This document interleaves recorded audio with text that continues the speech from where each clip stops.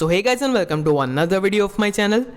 तो डीसी का वो यूनिवर्स जो कि सुपरमैन वर्सेस बैटमैन में हमें काफ़ी ज़्यादा डार्क और कलरलेस लग रहा था, वो यूनिवर्स अब हमें पिछली कुछ मूवीज़ और आने वाली सुसाइड स्क्वाड के साथ काफ़ी ज़्यादा कलरफुल और वाइब्रेंट लगने लगा है। डीसी का वो यूनिवर्स जो कि जस्टिस लीग की पहली मूवी में हमें काफ़ी ज़्यादा रश्ड लग रहा था,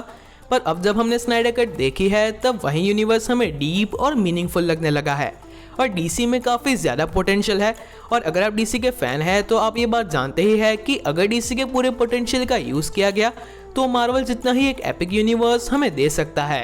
और यहाँ पे डीसी के साथ काफ़ी ज़्यादा प्रॉब्लम्स है, जैसे कि कैरेक्टर्स के रिकास्टिंग की प्रॉब्लम या फिर रिस्टोर द स्नाइडरवर्स की प्रॉब्लम। पर यहाँ पे फ्लैश की जो सोलो मूवी है यानी कि फ्लैश पॉइंट, वो इन सारी प्रॉब्लम्स के बीच भी डीसी के यूनिवर्स के लिए एक होप बनकर खड़ी हुई है और आज इसी मूवी के बारे में हम डिस्कस करने वाले हैं। So now without wasting any more time, चलिए वीडियो को शुरू करते हैं।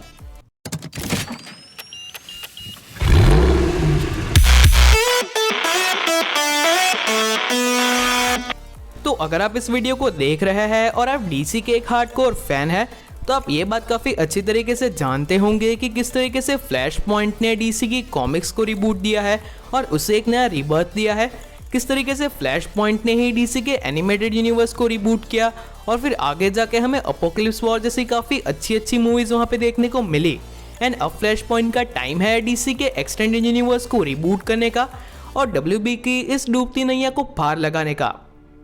देखो, फ्लैश पॉइंट की स्टोरी डीसी के यूनिवर्स को इतनी अच्छी तरीके से रिबूट कर सकती है कि डब्ल्यूबी वालों ने अब तक सुपरमैन और बैटमैन जैसे डीसी के काफ़ी बड़े कैरेक्टर्स के साथ जो गलतियां की है और जो रायता फैलाया है उसे समेटा जा सकता है। और डीसी के यूनिवर्स में अब तक जो भी अच्छा बिल्डअप हुआ है, जैसे कि एक्वामैन या फिर वंडर वुमन जैसे कैरेक्टर्स, उसे काफ़ी सुमड़ी में फ्लैश पॉइंट की स्टोरी लाइन वापस नए यूनिवर्स में इंक्लूड कर सकती है।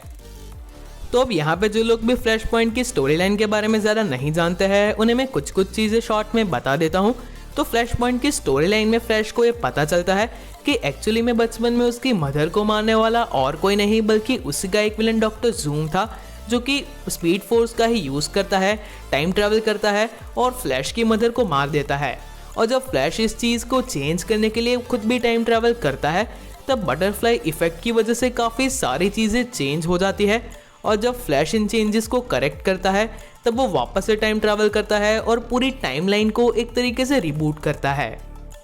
और हाँ, यहाँ पे मैं आपको थोड़ा सा बटरफ्लाई इफेक्ट के बारे में भी समझा देता हूँ।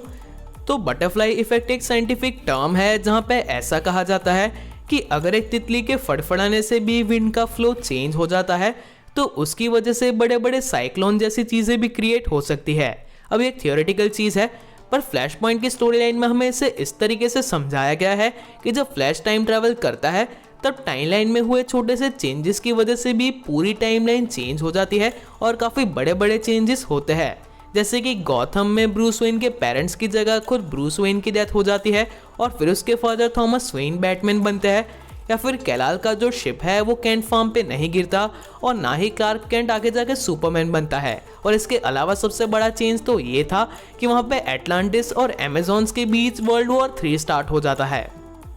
तो मतलब ये सारी चीज़ें काफ़ी ज़्यादा क्रेजी है और अगर उसे स्क्रीन पर काफ़ी अच्छी तरीके से रेप्लिकेट किया गया तो वो भी काफ़ी क्रेजी होगा। और जस्टिस लीग की मूवी में भी हम फ्लैश और उसके फादर का डिस्कशन देख सकते हैं, जहाँ पे एक्चुअली में फ्लैश कहता है कि उसके फादर गिल्टी नहीं है पर फिर भी उन्हें पनिश किया जा रहा है, तो वो डॉक्टर जूम की ओर ही हिंट करता है। और यहाँ पे फ्लैश की शूटिंग के दौरान भी माइकल कीटन का बैटमैन हमें दिखेगा या फिर सुपर गर्ल के कुछ सेट फोटोज आए थे, वो ऐसे ही क्रेजी बटरफ्लाई इफेक्ट्स की ओर इशारा करते हैं। तो इन सब में चलिए सबसे पहले बात करते हैं सुपर गर्ल के बारे में, क्योंकि जब से एक्टर साशा केल को सुपर गर्ल के लिए कास्ट किया गया है और सुपर गर्ल के कुछ सेट फोटोज आए हैं तब से इस कैरेक्टर की हाइप खत्म ही नहीं हो रही है। एंड आपको नहीं पता होगा कि सुपर गर्ल ऑलरेडी डीसीयू में एग्जिस्ट करती है मैन ऑफ स्टील के टाइम से। वो कैसे, वो मैं आपको बताता हूँ। तो कॉमिक्स में सुपर गर्ल का ओरिजिन कुछ ऐसा होता है कि जब क्रिप्टॉन डिस्ट्रॉय हो रहा होता है तब कैलाल की तरह ही उसे भी अर्थ पे रेस्क्यू होने के लिए सेंड किया जाता है, पर ट्रेजेक्ट्री में थोड़े से चेंज की वजह से वो सुपरमैन के काफ़ी सालों बाद अर्थ पे आती है और तब तक तो वो बड़ी भी हो चुकी होती है। पर डीसी के एक्सटेंडेड यूनिवर्स में इस ओरिजिन को थोड़ा सा चेंज किया गया है और यहाँ पे सुपरगर्ल सुपरमैन के बाद नहीं बल्कि सुपरमैन से काफ़ी सालों पहले अर्थ पे आती है। मैन ऑफ स्टील की प्रील्यूड कॉमिक से ये चीज़ कंफर्म हो चुकी है कि जो फोर्ट्रेस ऑफ सॉलिट्यूड हमें एंटार्क्टिका पे दिखाया गया था, जो कि क्रिप्टोनियंस ने हजारों सालों पहले अर्थ पे भेजा था, उसे लेकर आने वाली और कोई नहीं बल्कि सुपरगर्ल है। एंड क्रिप्टोनियंस की एजिंग भी काफ़ी ज़्यादा स्लो होती है, तो इतने सालों बाद भी वो कहीं ना कहीं डीसी के यूनिवर्स में जिंदा है। और हाँ, सुपरमैन के ब्लैक सूट को लेकर भी काफ़ी सारे लोगों को क्वेश्चंस थे कि इन सूट्स को अर्थ पे कौन लाया था। तो इसका सिंपल आंसर ये है कि इन्हें यहाँ पे लाने वाली और कोई नहीं बल्कि सुपरगर्ल ही है। सुपरगर्ल अपनी आइडेंटिटी को हिडन रख के अर्थ पे कहीं ना कहीं रह रही होगी और जब फ्लैश पॉइंट की स्टोरी लाइन में चीज़ें चेंज होगी और शायद कैलाल अर्थ पे नहीं होगा, तब अर्थ के खतरों का सामना करने के लिए सुपरगर्ल को भी अपनी पावर्स को यूज़ करना होगा और फिर एक्चुअल में वो बनेगी सुपरगर्ल। एंड हाँ, आई रियली डोंट नो कि हेनरी कैविल के सुपरमैन को WB कैसे हैंडल करने वाला है और वो आने वाली रिबूट का पार्ट हो गया नहीं, but I really want and I really wish के सुपरमैन हमें आगे जाके भी दिखे। एंड इसके चांसेस फिलहाल तो हमें लेम लग रहे हैं, पर जब WB और डिस्कवरी की डील हुई थी तब ऐसे रूमर्स आए थे कि मैन ऑफ स्टील की एक नेक्स्ट मूवी पे काम होने वाला है, तो let's just hope for it. पर अगर मैं बात करूँ सुपरगर्ल की, तो सुपरगर्ल और फ्लैश का जो टीम अप है वो सीरीज में भी काफ़ी ज़्यादा पॉपुलर हुआ था और ऑडियंस ने इसे पसंद किया था। तो अगर इस टीम अप को अच्छी तरीके से हमें मूवी में दिखाया जाता है तो ये ऑडियंस डीसी के एक्सटेंडेड यूनिवर्स की साइड भी अट्रैक्ट हो सकती है और ये डीसी के लिए एक काफ़ी स्मार्ट मूव होगा। तो सुपरगर्ल के बाद चलिए अब बात करते हैं माइकल कीटन के बैटमैन के बारे में। तो माइकल कीटन वही एक्टर है जिन्होंने मार्वल की मूवीज़ में वल्चर का रोल प्ले किया है एंड उन्होंने ही 1989 के दौरान एक मूवी में बैटमैन का रोल भी प्ले किया था। तो ऐसे रूमर्स आ रहे थे पहले कि माइकल कीटन हमें फ्लैश पॉइंट में दिखेंगे और अब तो ये चीज़ कंफर्म भी हो चुकी है और ऐसे चांसेस बहुत ही ज़्यादा है कि वो यहाँ पे थॉमस वेन का रोल प्ले करे। और थॉमस वेन के बारे में मैं आपको पहले भी बता चुका हूँ कि ब्रूस वेन की डेथ हो जाती है और उसी के वेंजेंस में थॉमस वेन बैटमैन बनते हैं, जिस तरीके से मेन अर्थ पे ब्रूस वेन अपने पेरेंट्स के वेंजेंस में बनता है। और ये होना एक काफ़ी ज़्यादा बड़ी चीज़ है क्योंकि ये चीज़ हमें समझाती है कि बैटमैन का बनना एक्चुअली में एक इवेंट है, ना कि सिर्फ एक कैरेक्टर।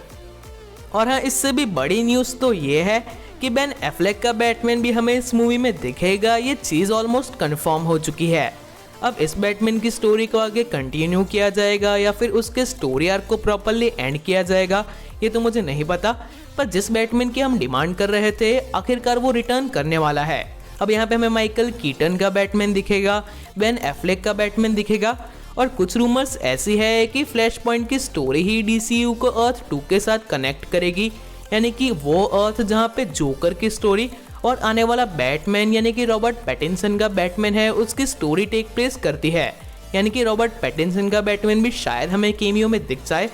तो अगर 3 स्पाइडरमैन्स के बाद हमें 3 बैटमैन दिखेंगे तो भाई मज़ा आ जाएगा।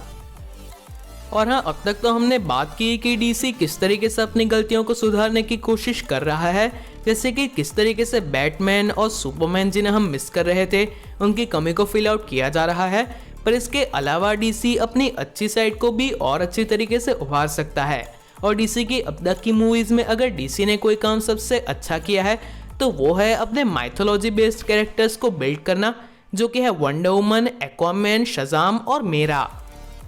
और हाँ, अगर आपने 2013 की फ्लैश पॉइंट मूवी देखी है तो आपको पता ही होगा कि ये चारों कैरेक्टर्स फ्लैश पॉइंट की स्टोरी लाइन के साथ किस तरीके से डीपली कनेक्टेड है, किस तरीके से शज़ाम की या फिर मेरा की डेथ हमें टच कर जाती है। और हाँ, अगर आपने ये मूवी नहीं देखी तो आई सीरियसली रेकमेंड कि इस मूवी को अभी जाके देखिए। और हाँ, अब तक तो गैल गैडोट या फिर जेसन मोआना के इस मूवी को ज्वाइन करने के कोई भी रिपोर्ट्स नहीं आए हैं,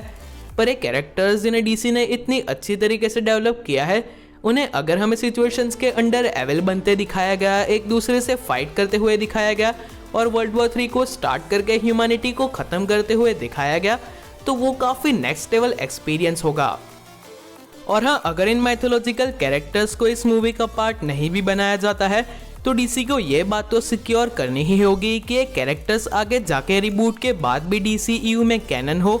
क्योंकि ये कैरेक्टर्स ही डीसी की अब तक की सक्सेस है और इन्हें बचाए रखना डीसी के लिए ज़रूरी है। और अगर ऐसा नहीं किया गया तो डीसी का रिबूट भी बिल्कुल फॉक्स के फ्यूचर पास्ट के रिबूट जैसा होगा, जो कि कुछ नए ऑडियंस को तो पसंद आया था, पर वो लोग जो कि एक्समैन की मूवीज को काफी पहले से पसंद करते थे, उन्हें ये रिबूट अच्छा नहीं लगा था।